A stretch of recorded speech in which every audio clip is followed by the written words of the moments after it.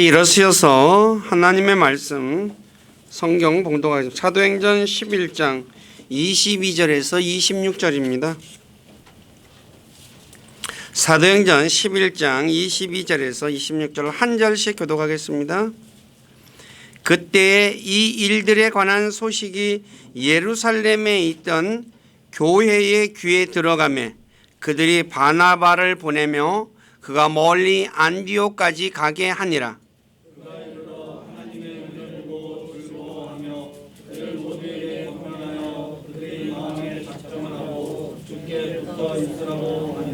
그는 선한 사람이요 성령님과 믿음이 충만한 사람이더라. 많은 사람들이 주께 더해졌더라. 그를 만남에 안디옥으로 그를 데려오니라. 그들이 만 1년 동안 그 교회와 함께 모이며 많은 사람들을 가르쳤는데 제자들이 안디옥에서 처음으로 그리스도인이라 불리니라. 아멘. 앉으시기 바랍니다. 잠깐 기도하고 말씀 전하겠습니다. 아버지 하나님 감사합니다. 2023년 시작하여 1월 달을 보내고 두 번째 달, 첫 번째 주간 첫째 날 우리를 구원하시고 또 우리의 삶 속에 우리와 함께 하시고 우리를 선한 길로 이끌어 주시는 그 주님 앞에 모여서 주님을 찬양하고 예배하고자 이 자리에 모였습니다.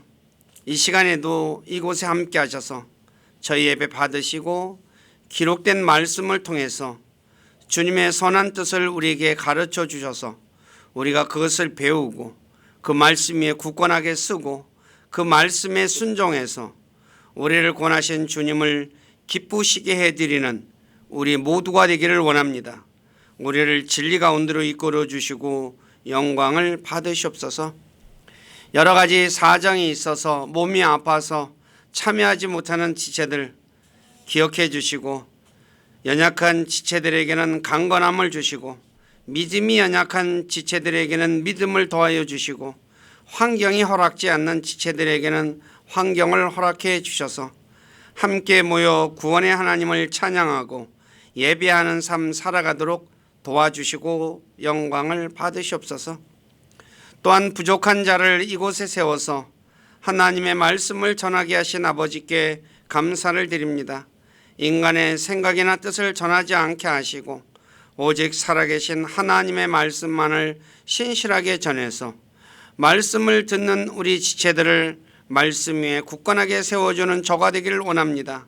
저의 생각과 입술을 붙잡아 주시고 주님의 선한 도구로 사용하셔서 주님만 홀로 영광을 받으시옵소서. 남은 시간을 주님께 의탁하며 우리 주 예수 그리스도 이름 안에서 기도드립니다. 아멘.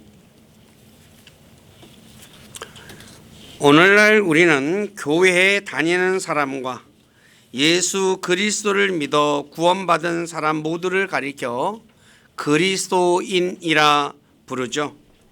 그런데 성경에서 말하는 그리스도인과 오늘날 우리가 사용하는 그리스도인과는 너무나 다르다는 것을 알 수 있습니다. 그래서 오늘 성경을 통해 어떤 사람을 그리스도인이라 말하는지 그 부분에 관해서 말씀을 전하겠습니다.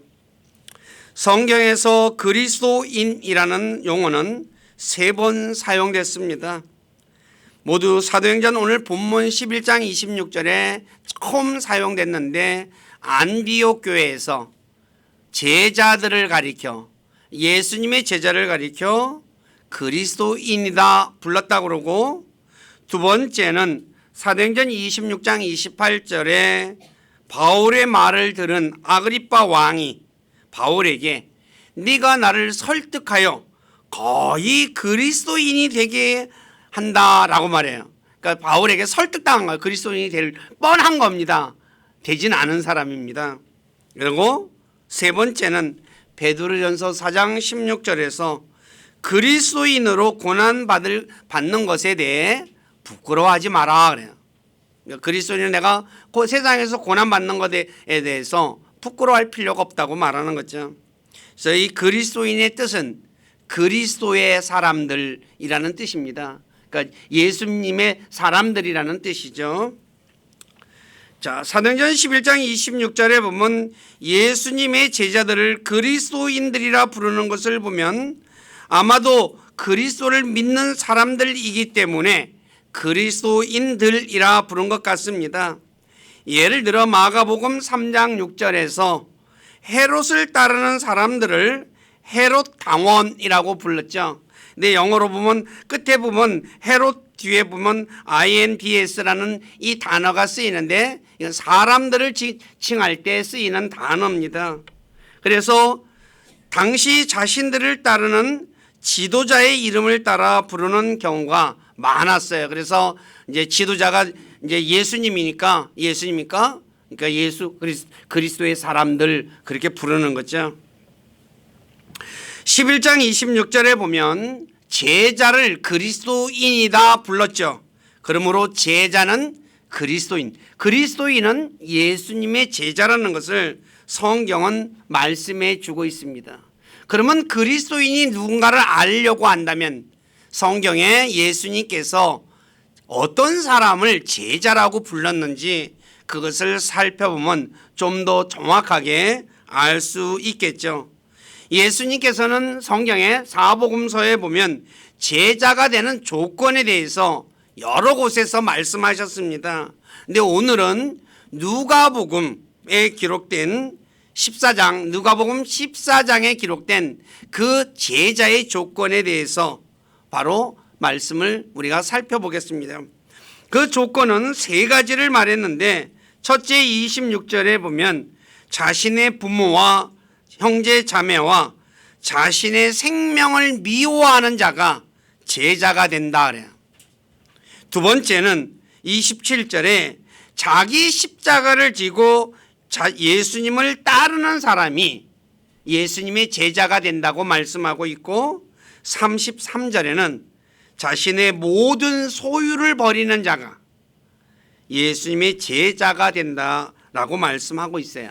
그래서 이 부분은 제가 성경 보고 누가복음 14장 25에서 37절을 써놨으니까 읽어보시면 될 것입니다. 줄친 부분들만 읽어보시면 됩니다. 그래서 이 누가복음 16장 25에서 33절의 말씀은 많은 사람들이 예수님과 함께 갈 때 예수님께서 자기 제자가 될 조건 세 가지를 말씀하셨어요. 그래서 우리가 성경을 살펴보면 예수님의 제자가 된다는 것은 쉬운 일이 아니라는 거예요. 근데 왜 제자가 돼야 되느냐? 왜 그리스도인이 되느냐? 돼야 하느냐? 이 부분이 굉장히 중요한 거라는 거죠. 그래서 저는 이 부분에 관해서 좀 자세하게 설명을 좀 드리고자 합니다. 자, 첫째 누가복음 16장 26절에 보면 자신의 부모나 형제나 친척이나 자신의 생명까지 미워해야지 내 제자가 된다라고 말씀하셨습니다. 여기서 자신의 부모와 가족과 생명을 미워하라는 말은 주님보다 자신의 부모와 가족을 덜 사랑해야 한다라는 그 말입니다. 내가 예를 들어서 교회를 예수님 믿으려고 하는데 우리 집사람도 있고 아들도 있어요. 아들을 미워하고 우리 집사람을 미워하면서 그렇게 믿으라는 그 의미가 아닙니다. 어떤 의미냐? 그것은 예를 들어 창세기 29장 29절과 30절에 보면 야곱이 라헬보다 레아를 덜 사랑했다 그래요. 아다시피 야곱에게는 4명의 부인이 있었죠. 첫 번째가 원래 레아였고 둘째가 라헬이었어요. 근데 원래 라헬과 결혼하기 위해서 외삼촌 라반의 집에서 이제 종살이를 했죠. 7년 동안. 그런데 라반이 어떻게 했어요? 밤에 속였죠. 라헬을 방에 들여보내야 되는데 누굴 들여보내요? 레아를 들여보내요. 그래서 아침에 자고 일어나니까 누구예요? 레아야. 깜짝 놀란 거죠. 그래서 7년 더 하면 내가 그 여동생도 주마 그랬어요. 그래서 7년 14년을 일해가지고 라헬을 얻었어요. 라헬을 더 좋아하는 건 당연하겠죠. 그런데 30절에 뭐라고 얘기하냐면 주님께서 레아가 미움받는 것을 보시고 그래요. 덜 사랑한 걸 뭐라고 표현해요? 미워했다라고 표현을 해요. 그러니까 성경에서 우리 주님께서 우리 집사람도 미워하고 우리 아들도 미워하고 예수님 믿으면 그렇게 믿으라 그런 말이 아니라 주님보다 어떻게 해요? 덜 사랑하라라는 말이지. 무슨 말인지 이해 가세요? 이거 정확하게 아셔야 됩니다. 그런데 이거 몰라가지고 또 어떻게 해요? 미워하라니까 예수 믿으면 우리 부인도 미워하고 자식도 미워하고 다 미워해가지고 예수 그 말의 의미가 아니라는 거죠. 아시다시피 부모는 자신을 낳아준 사람이며 아내는 자신과 한 몸인 사람이며 형제 자매는 자신과 혈육이 같은 핏줄 사람이죠. 그 자기 생명은 자신이에요. 근데 그 무엇보다 이들 모두는 귀한 존재들이에요. 그렇지만 주님의 제자가 되려면 사람들은 이들보다 주님을 더 사랑해야 한다는 거죠. 그래서 오늘 우리는 주님의 제자로서 자신의 부모나 가족이나 형제 자매들보다 주님을 더 사랑하고 있습니까? 아니면 이들과의 사랑 때문에 주님을 덜 사랑하고 있지는 않습니까? 자신을 한번 잘 돌아보세요. 내가 만약에 그래도 주님보다 나는 우리 부인이 더 좋아. 주님보다 나는 우리 아들이 더 좋아. 주님보다 나는 형제 자매가 좋아. 그러면 뭐예요? 아직 조건에 합격하지 못한 거예요. 또 주님의 제자가 되려는 사람은 자신의 부모의 말이나 형제의 말이나 친척의 말보다 주님의 말씀을 더 지켜야 합니다. 예를 들어 신명기 33장 9절에 레위가 자신의 아버지와 어머니를 보지 않았고 자신의 형제를 인정하지 않았고 자신의 자녀들을 알지 아니하였다고 말하는 것은 그들보다 주님의 말씀을 지키는 것이 더 중요함을 표현하는 말입니다. 그러니까 내가 우리 예를 들어서 저희 집사람이 하나님하고 나 이제 자기하고 둘 중에 하나 선택하라 그러면 뭐예요? 누구를 선택해야 된다는 거예요? 주님을 더 선택해야 된다는 거죠. 주님의 말을 더 어떻게 들어야 한다는 거죠. 이게 바로 주님의 제자가 되는 조건입니다. 오늘 우리는 자신의 부모나 가족이나 형제 자매들의 말보다 주님의 말씀을 더 귀하게 여기고 있습니까? 자신을 한번 잘 돌아보시기 바랍니다. 혹시 자신의 부모나 가족이나 형제 자매들과의 관계에 금이 갈까 염려하여 금 갈까 염려하여 주님의 말씀보다 자신의 부모나 가족이나 형제 자매들의 말을 주님의 말씀보다 더 귀하게 여기고 있다면 제자의 자격이 부족한 사람입니다. 그러므로 주님의 제자인 그리스도인들은 자신의 부모나 형제나 주님보다 주님을 더 사랑해야 되며 그들의 말보다 주님의 말씀을 더 중요하게 여겨야 하며 그들과의 관계에 금이 갈까 염려하기보다 주님과의 관계에 금이 갈까 염려하는 사람이 되어야 한다는 거죠. 이게 그리스도인의 조건입니다. 두 번째, 누가복음 14장 27절에서 자신의 십자가를 지고 주님을 따라야지 주님의 제자가 된다라고 말씀하고 있습니다. 근데 그리스도인들 중에 자신의 십자가를 지지 않고 주님을 따르려고 하는 분들이 더러 있죠. 그러나 예수님께서 자신의 십자가를 지지 않고 자신을 따르는 사람들에게 제자가 되지 못할 것이다 라고 말했어요. 우리는 어제 십자가는 안 지고 따라가려고 한다는 거죠. 근데 그 사람은 제자의 조건에 합당한 사람이 안 된다는 거죠. 십자가를 진다는 것은 도대체 무엇이냐? 수치를 진다는 것입니다. 왜냐하면 십자가는 당시 극악한 죄인의 사형틀이기 때문이죠. 제가 십자가를 딱 졌어요.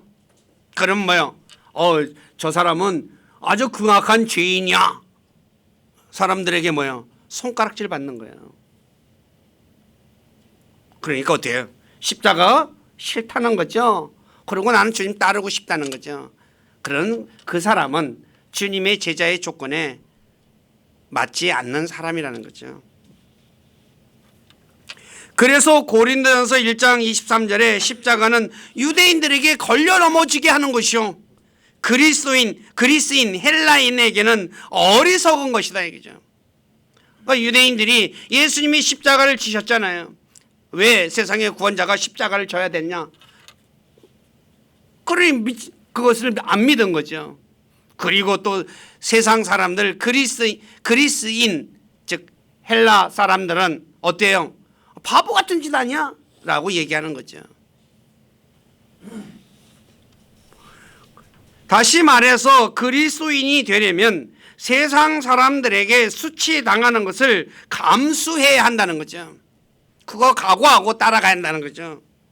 그래서 히브리 13장 13절에 그런즉 우리가 그분의 치욕을 짊어지고 예수님의 치욕을 우리가 짊어지고 예수님께 가자라고 말하는 것입니다. 그러므로 예수님께서 십자가의 수치를 견디셨다고 히브리서 12장 2절에 말씀하죠.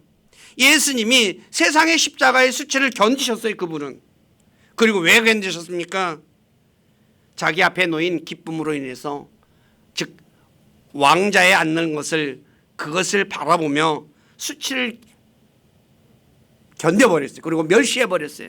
그까짓 거 하고요. 그러니까 저와 여러분들이 이 부분을 정확하게 이해하지 못하면은 신앙생활할 때 어떻게 해요? 사람들에게, 세상 사람들이 그리스도인에 대해서 우리가 비난받고 하는 것에 대해서 어떻게 해요? 그것 때문에 교회 다니는 거 어떻게 해요? 사람들에게 얘기하지도 않는 사람들이 종종 있죠. 네, 우리는 그거를 견뎌야 된다는 사실을 잊지 마시기 바랍니다. 그럼에도 그리스도인들 중에 착각하고 있는 것이 있는데, 그것은 자신이 주님의 제자가 되면 명예와 재물을 얻게 된다고 생각하는 거죠. 이것은 복음을 정확히 모르는 분들이 말한 것이고 주님께서 말씀하신 것이 아닙니다. 주님은 그거 말씀하신 적이 없습니다. 성경 한번 다 찾아서 읽어보십시오. 왜냐하면 주님을 따라간 사도 바울은 고린도전서 4장 13절에서 자신은 이날까지 세상 사람들에게 오물과 찌꺼기가 됐다 그랬어요. 자, 세상 사람들이 바울을 뭐 쳐다봤어요? 오물과 찌꺼기를 쳐다보듯이 쳐다봤다는 거예요. 저와 여러분들 오물, 찌꺼기 냄새 나요, 안 나요? 시궁창 냄새예요. 근데 바울은 이런 것을 어떻게 했어요? 전혀 신경 쓰지 않았어요. 왜 그랬을까요? 그는 장차 주님 앞에서 받을 것을 알기 때문에 그랬다는 거죠. 세상의 오물과 찌꺼기가 된 사도 바울이 고린도전서 11장 1절에 고린도 교회에게 뭐라고 얘기합니까? 내가 주님을 따르는 것처럼 너희는 나를 따르는 자가 되라 라고 말을 해요. 그렇게 살라는 거죠. 나처럼 살라. 그러므로 그리스도인들 역시 주 예수님과 바울처럼 세상에서 수치를 당할 때 견디는 사람이 되어야 합니다.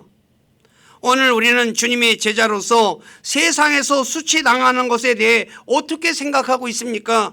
부끄러워하고 있습니까? 아니면 당연한 것으로 알고 그렇게 생각하고 있습니까?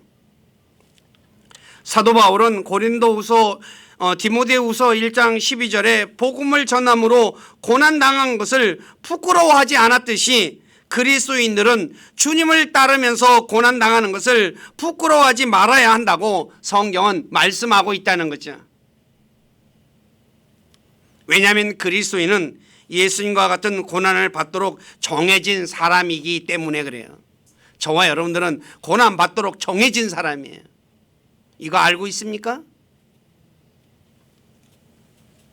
오늘 우리는 우리 자신이 예수님처럼 바울처럼 고난받도록 정해진 사람인 것을 알고 있습니까? 아니면 모르고 있습니까? 혹시 지금까지 모르고 있었다면 예수님과 바울처럼 고난받을 때 부끄러워하지 마시고 오히려 기뻐하십시오. 왜냐하면 우리가 고난당하면 주님과 함께 통치하는 놀라운 복을 받기 때문이라는 거예요. 통치하는 복이에요. 이건 뒷부분에 좀 더 설명을 드리겠습니다. 세 번째, 자신의 소유를 모두 버려야 예수님의 제자가 된다고 누가복음 14장 33절에 말씀하고 있죠. 이 말씀의 의미는 두 가지로 설명할 수 있습니다. 하나는 실제적으로 자신의 소유를 포기하는 것을 의미합니다. 그 이유는 자신의 소유를 버리지 않으면 주님을 온전히 따르지 못하기 때문입니다. 예를 들어 자신이 가진 소유를 버리지 않고 간직한 사람은 주님을 따르다가 힘들면 마가 요한처럼 데마처럼 주님을 따르는 것을 포기하기 때문이죠. 흔히 직장 다니다 상사로부터 야단 맞거나 또는 힘든 일을 할 때 사람들이 하는 말이 무엇입니까? 내가 이까짓 것 안 한다고 굶어 죽냐? 하며 직장 그만두는 사람들이 있죠. 주님을 따르다 힘이 들고 핍박을 받게 될 때 재산이 있는 사람은 내가 이렇게까지 하며 주님을 따라야 하냐 하며 포기하게 된다는 것이죠. 마가 요한 역시 그랬을 것이에요. 저 역시도 그랬을 거예요. 왜요? 저도 목회하다가 그만 때려치고 싶을 때가 한두 번이 아니었거든요. 사실 지금까지 여기 서가지고 제가 목회를 하고 있는데 제가 돈이 많았어 봐요. 내가 목회 안 해도 먹고 살 수 있어요. 그러면 어떻게 해요? 뭐 굳이 꼭 목회해가지고 내가 이거 해야 되냐? 그냥 나 돈 벌어가면서 하면 되지 않아? 무슨 얘기인지 아시겠어요? 그렇기 때문에 주님이 버리고 나를 따르라 라고 말하는 거예요. 한번 잘 생각해 보십시오. 제 말에 예수님이 하신 말씀의 의미가 무엇인가를. 저와 여러분들도 마찬가지죠. 돈이 많아 봐요. 흔히 말하는 돈 자랑하고 싶어가지고 뭐 내가 꼭 뭐 이거 해야 먹고 살아? 아니야. 다른 하나는 자신의 소유보다 주님을 더 사랑해야 한다는 거예요. 다시 말해 재산과 주님 둘 중에 선택해야 할 때 재산을 포기하고 주님을 선택해야 한다는 그 말의 의미입니다. 아브라함은 주님께서 자신의 고향과 친척을 떠나라고 하였을 때 그는 자신이 어디로 가는지 알지 못한 채 주님의 말씀대로 고향을 떠났다라고 말해요. 자, 옛날에 지금도 마찬가지지만 옛날에 고향 떠나는 것 쉬워요? 어렵죠. 더군다나 또 친척을 떠나요. 고향도 떠나고 친척도 떠나요. 무지하게 어려운 거죠. 낯선 땅에 산다는 건 굉장히 어려운 거예요. 마찬가지로 저와 여러분들도 주님을 따르려고 한다면, 내가 주님의 제자가 되려고 한다면 바로 이런 부분들을 감수할 수 있어야 한다는 거죠. 그런데 마가복음 10장에 나오는 부자 경우 한번 보십시오. 자신의 재산과 주님 중에 자신의 재물을 포기하지 못함으로 근심하며 예수님을 떠났다라고 말해요. 자, 마가복음 10장 21절 22절 다 같이 한번 읽어보시기 바랍니다. 시작.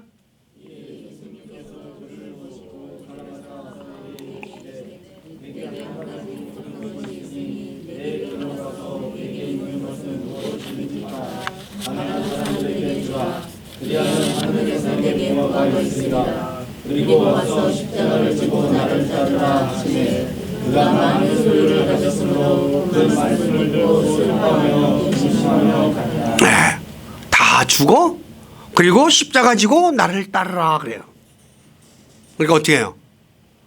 저울질하는 거죠. 네? 내 재산이 너무 많아. 그러니까 어떻게 해요? 주님보다 돈을 더 선택하는 거죠. 십자가를 지고 주님을 따르기 위해서는 자신이 가진 재물보다 주님을 더 사랑해야 합니다. 그런데 데마는 주님보다 세상을 더 사랑했기 때문에 바울을 버리고 세상으로 갔다라고 말하는 거죠. 오늘 우리는 어떻습니까? 주님과 재물 둘 중 하나를 선택해야 한다면 무엇을 선택하겠습니까? 자신에게 재물을 주시는 주님을 선택하겠습니까? 아니면 재물을 선택하겠습니까? 우리가 주님을 선택하지 않고 눈앞에 있는 재물을 선택하게 된다면 주님과 재물 모두를 잃게 되는 불행한 일이 발생하게 될 것입니다. 왜냐하면 주님은 우리에게 재물을 주시기도 하지만 가져가기도 하시는 분이시기 때문이에요. 사무엘상 2장 7절에 주께서는 가난하게 하시고 부하게도 하시며 낮추기도 하시고 높이기도 하시도다. 그래요. 자, 내가 재물 선택하면 뭐 누구를 잃어버려요? 주님과 재물 둘 다 잃어버려요. 근데 주님을 선택하면 뭐예요? 주님과 재물 둘 다를 다 얻게 된다는 거예요. 대표적으로 욥을 보면 잘 알 수 있죠. 욥은 동쪽 지방에서 제일 가는 부자였습니다. 그렇지만 사탄이 욥을 시기하여 하나님을 충동질하여 하나님의 허락하에 욥의 모든 것을 빼앗아 가게 되자 욥이 뭐라 말합니까? 욥기 1장 21절에 주신 분도 주시오 가져가신 분도 주시니 주의 이름이 찬송을 받을지어다 라고 하면서 주님을 선택하죠. 근데 욥의 아내는 어떻게 됐습니까? 재산 다 잃어버리니까 뭐라고 해요? 저 하나님 저주하고 죽어라 이거예요. 그녀는 돈을 어떻게 해요? 하나님보다 더 귀하게 여겼다는 거예요. 그러므로 주님을 따르는 것에 자신의 재산이 걸림돌이 된다면 자신의 재산을 포기하고 자신에게 재물을 주시는 주님을 선택해야 합니다. 이것이 지혜로운 사람이 해야 할 일이에요. 그렇잖아요. 두 가지 다 잃어버리는 것을 선택하겠어요? 아니면 두 가지 다 내게 가질 수 있는 것을 선택하겠어요? 여러분들 같으면 뭘 선택하겠어요? 주님과 재물. 주님이죠. 왜냐? 주님은 내게 재물을 주기도 하고 가져가시기도 하는 분이니까. 그런데 많은 사람들이 자신에게 재물을 주시는 주님을 선택하기보다 잠깐 있다가 없어지는 불확실한 재물을 선택하는 어리석은 사람들이 우리 주변에 너무나 많다는 거죠. 교회 다니는 사람들조차도. 우리 모두는 불확실한 훅 불면 날아가는 재물을 신뢰하지 말고 우리에게 모든 것을 풍성히 주시는 주님을 선택하는 분들이 되시기를 주님의 이름으로 부탁드립니다. 재물이라는 건 있다가도 없어지는 것 많은 사람들이 얘기하잖아요. 있다가 없어져요. 훅 불면 날아가요. 아시다시피 요새 또 막 난리 나갔죠. 또 옛날에 IMF 때도 그랬고 훅 부리니까 어떻게 해요? 하루아침에 거지가 돼요. 네, 재물을 의지하면 그렇게 된다는 거죠. 자, 네 번째.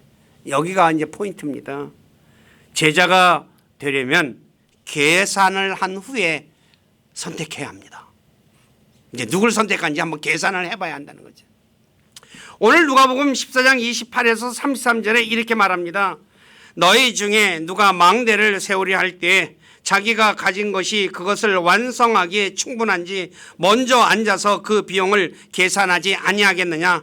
그렇지 아니하여 그가 기초만 놓은 채 그것을 완성하지 못하면 그것을 보는 모든 자가 그를 조롱하기 시작하여 이르되 이 사람이 세우는 일을 시작하고 완성하지는 못하였도다 하리라.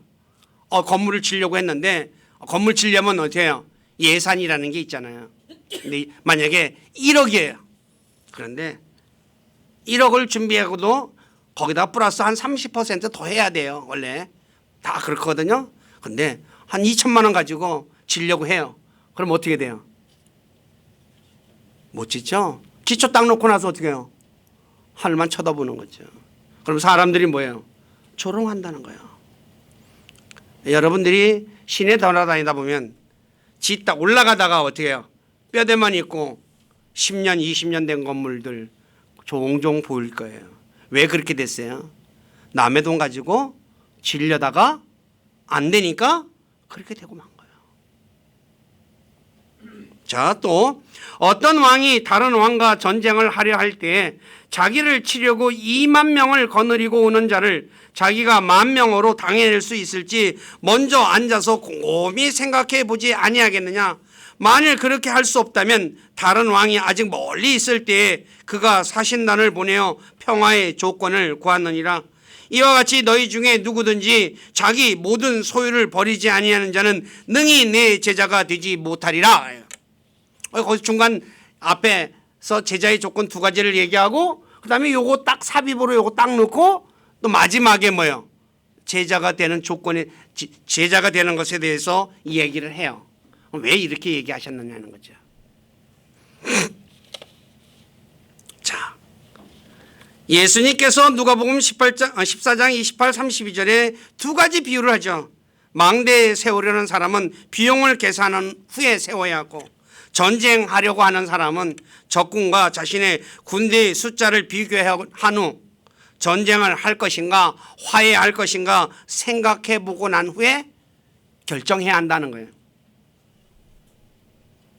이것은 망대를 세우는 사람이 망대를 세우다 비용이 떨어져 중단하게 되면 사람들의 웃음거리만 되기 때문이며, 전쟁을 하려는 사람은 상대방의 전력을 무시하고 전쟁을 하면 패할 뿐만 아니라 포로가 되어 비참하게 되기 때문이죠. 비참하잖아요. 마찬가지로 사람들이 주님의 제자가 되려고 하는 사람은 계산을 한 후에 주님의 제자가 되어야 한다는 거죠. 왜냐하면 주님의 제자가 되려고 했다가 어려운 일이 닥치거나 핍박을 받을 때에 제자의 길을 포기하게 되면 사람들의 웃음거리만 되기 때문이죠. 또 사탄과의 영적 전쟁에서 패하게 되면 비참하게 되어 사람들의 조롱거리가 되고 말 것이기 때문이며, 더 나아가 자신이 수고한 모든 수고가 헛수고가 될 것이기 때문이에요. 그리스도인들은 남이 주님의 제자가 되니까, 남이 교회 다니니까 나도 교회 가고, 그렇죠? 될 수 있다고 막연한 생각 가지고 제자가 되려고 해서는 안 된다는 거죠.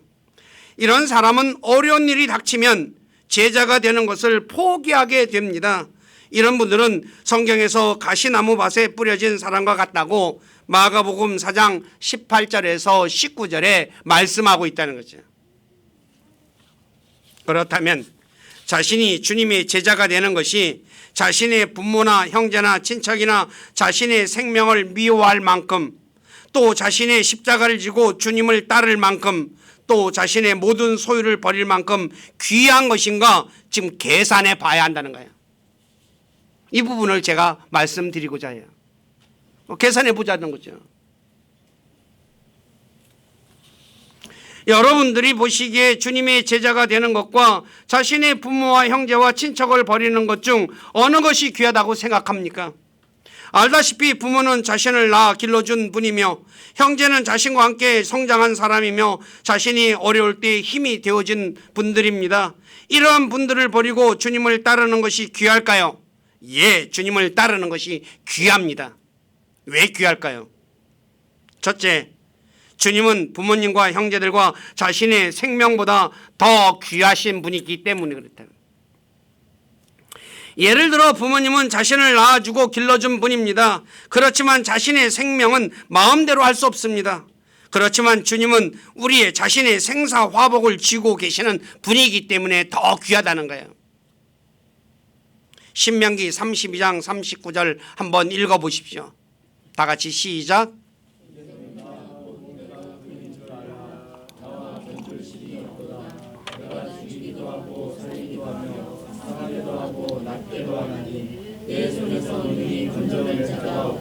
예, 부모가 나를 죽이고 살리고 다치게도 하고 낫게도 하고 할 수 있어요? 못해요. 나를 낳아주기만 했지. 사실 또 보호도 해주죠. 그렇지만 모든 것을 다 해줄 수는 없어요. 근데 주님은 뭐예요? 이 모든 것을 다 해줄 수 있는 분이에요. 그러니 주님이 더 귀한 것은 분명하지 않냐는 거죠. 두 번째, 주님은 내가 가진 재산보다 더 귀하신 분이십니다. 사람이 가진 재물은 자신이 가지고 있을 때만 자신의 것입니다. 그렇지만 주님은 자신을 부하게도 만들고 가난하게도 만들 수 있는 분입니다. 그렇게 주님이 제자가 되는 것이 주님보다 더 귀한 것입니다. 다시 말해 성경은 우리가 모든 것을 포기하고 주님을 따를 만큼 귀한 분이심을 말씀해 주고 있어요. 이것은 마태복음 19장 27에서 30절에 베드로가 주님께 우리가 모든 것을 버리고 주를 따랐는데 무엇을 얻게 되겠습니까? 라고 물어요. 내가 다 버리고 따랐습니다. 부모, 형제, 친척, 또 재산도 버리고 다 따랐습니다. 그러자 예수님이 뭐랍니까? 자신이 영광의 왕자에 앉을 때에 나를 따른 너희들도 12왕자에 앉아 이스라엘의 12지파를 재판할 것이며 나로 인해 집이나 형제나 자매나 아버지나 어머니나 아내나 자녀나 토지를 버린 자는 모든 자는 100배나 받고 영존하는 생명을 상속받을 것이다 라고 말씀해요. 자, 버렸으니까 어떻게 된대요? 1배, 2배도 아니고 100배 받는데, 내가 뭘 줘요? 영존하는 생명도 주고 그 다음에 뭐가 돼요? 12지파를 다스리는 왕이 된다는 거야. 마태복음 19장에서 예수님은 자신을 따른 제자들에게 3가지를 약속하셨죠. 첫째는 자신이 재림하시면 12제자들이 12왕자에 앉아 이스라엘의 12지파를 재판할 것이다, 이게 다스린다는 말입니다. 둘째는 예수님 때문에 부모나 형제나 아내나 집이나 자녀, 토지를 버린 자는 100배를 받을 것을 약속했죠. 누가복음 18장 30절에서는 여러 배를 받는다라고 말씀하고 있어요. 셋째는 영존하는 생명을 받을 것을 약속하셨어요. 영존하는 생명은 영원한 생명입니다. 요한복음 3장 15, 16절에 보면 영존하는 생명과 영원한 생명은 같이 쓰였습니다. 이것은 혼의 구원을 말하기도 하고 그 다음에 하나님의 왕국에 들어가는 것이라고 누가복음 18장 18에서 27절에 말씀하고 있어요. 영원한 생명은 아무리 돈이 많아도 돈으로 살 수 없어요.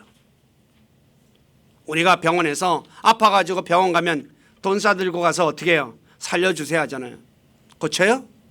못 고치잖아요. 주님은 우리에게 영원한 생명을 주시는 분이에요.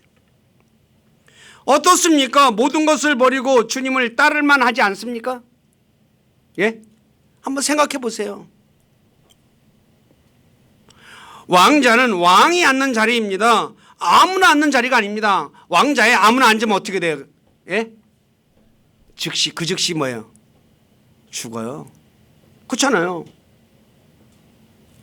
그런데 거짓말하지 않으시는 주님께서 자신을 따른 제자들에게 자신이 영광의 왕자에 앉을 때 12왕자에 앉아 이스라엘을 재판한다고 말씀하고 있어요.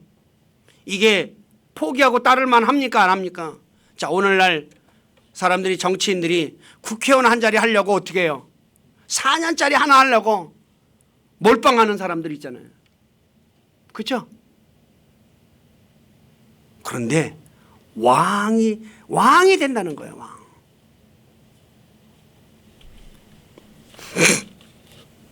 어떻게 해서 왕이 될 수 있어요? 아시다시피 예수 그리스도를 믿으면 하나님의 아들로 입양이 되잖아요. 그래서 뭐가 돼요? 하나님의 아들들이 돼요. 하나님은 온 우주 만물의 왕이셔요. 왕이니까 우리가 뭐가 돼요? 왕의 아들로 입양됐으니까 왕자잖아요. 왕자니까 뭐예요? 어디 가서 앉아요? 나중에 왕자리에 앉는 거죠. 일관되게 성경은 말하고 있어요. 그래서 모든 것을 포기하고 주님을 따를 만하다는 거죠. 이걸 모르니까 어떻게 돼요? 긴가민가? 눈앞에 있는 돈 때문에 뭐예요? 눈앞에 있는 사람들 때문에 어떻게 해요? 포기하는 사람들이 부지기수예요. 성경은 주님을 따를 만하다고 분명하게 말하고 있다는 거죠. 오늘 우리는 자신의 부모님과 형제들과 재물과 주님 중 어느 것이 더 중요하다고 생각하십니까? 자신의 부모와 형제와 재물입니까? 아니면 주님이십니까? 예수님은 우리를 세상에서 구원해 주실 뿐만 아니라 우리 앞서 가셔서 우리가 가는 모든 길에서 우리를 보존해 주실 뿐만 아니라 우리의 필요를 풍성하게 채워주시며 우리를 영원한 하나님께로 인도해 주시며 주님께서 세상에 다시 오시면 우리를 왕과 제사장으로 만들어 통치하게 하시는 분이시에요. 요한계시록 5장 10절에서 또 우리 하나님을 위해 우리를 왕과 제사장으로 삼으셨으니 우리가 땅에서 통치하리로다. 자, 따를만 해요, 안 해요? 예? 제자 되는 거 할만 해요, 안 해요? 나 교회 다니는 거 그냥 교회 다니는 걸 얘기하는 게 아닙니다. 예수 그리스도를 믿어서 하나님의 아들들이 되고 구원받는 거예요. 그리고 주님을 따르는 겁니다. 세상 따라가는 게 아니라. 그러므로 우리 모두는 주님을 따르는 것에 걸림돌이 되는 것이 있다면 과감하게 버리고 주님을 따라감으로 장차 주님께서 오시면 왕과 제사장이 되어 땅에서 통치하시는 분들이 되시기를 주님의 이름으로 부탁드립니다. 예수 그리스도를 믿어야 하는 이유가 바로 이런 데 있는 것입니다. 그냥 세상 사람들이 세상이 아니라 교회에서 그냥 예수 믿고 구원받으세요. 그거는 그 차원을 훨씬 뛰어넘는 거예요.